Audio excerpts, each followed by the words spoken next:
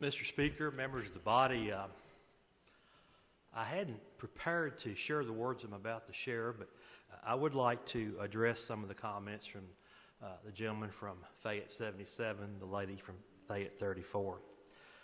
Yes, the federal government has sent a lot of money to Kentucky, but there are other things we need to remember.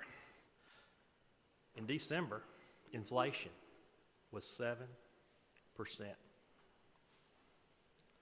The Federal Reserve has already told us to anticipate 3 or 4 interest rate increases in this year. Ladies and gentlemen, I'm not an economist. I've got a son who is. Talk to him every now and then. We have to be prepared for the future. We do not know what the economy is going to do in the future. I had the privilege to serve on the conference committee for the budget in 2020. We were in a position at that time, because of decisions made in 2018 that were only supported by the Republican majority in this House, to pass substantive tax modernization that saw our state on the path to growing our economy.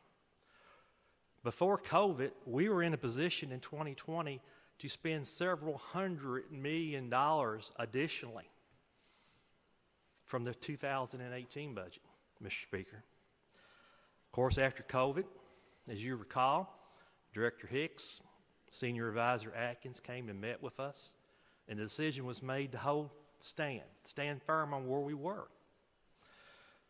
And I make those points to understand we don't know what the future holds.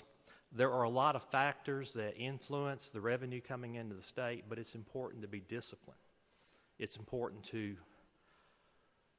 look and be prepared for the future, and I truly believe that this budget that we passed yesterday does that.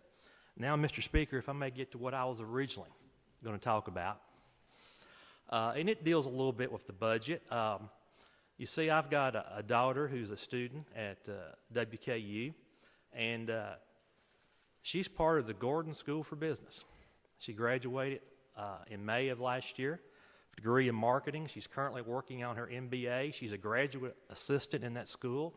Her older brother also graduated from that school. And she's often told me how cold she gets in that building.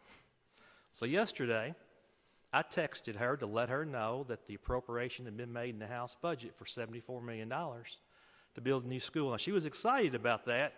She was a little disappointed that she's not going to get to participate there, but I'll tell her she can go back and visit. But I just want to mention that, Mr. Speaker. But more importantly, if I could take a moment of personal privilege, today is my daughter Sarah's 23rd birthday. She has worked very hard. She's an excellent student. She's an outstanding young woman. And I just want to take a moment of personal privilege and wish her a happy birthday. Thank you, Mr. Speaker. Happy birthday, Sarah.